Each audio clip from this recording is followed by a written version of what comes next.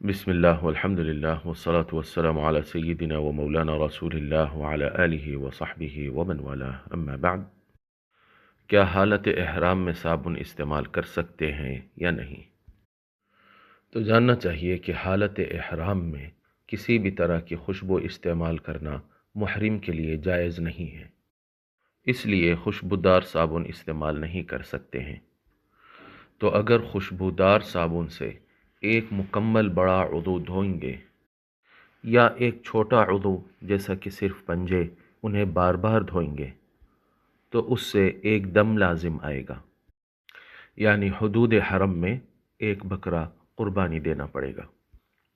اور اگر صابن سے صرف ایک چھوٹا عضو دھویا اور بار بار نہیں دھویا، ایک آدھ بار دھویا، تو اس سے ایک صدقہ فطر کے برابر صدقہ واجب ہوگا۔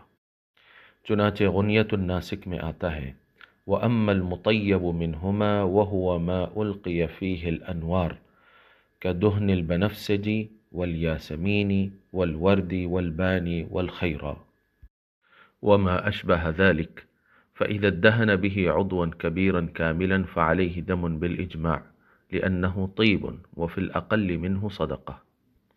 اور دوسری جگہ فرماتے ہیں وَلَوْ غَسَلَ رَأْسَهُ أَوْ يَدَهُ بِإِشْنَانٍ فِيهِ الطِّيبُ فَإِنْ كَانَ مَنْ رَآهُ سَمَّاهُ إِشْنَانًا فَعَلَيْهِ صَدَقَةٌ إِلَّا أَنْ يَغْسِلَ مِرَارًا فَدَمٌ۔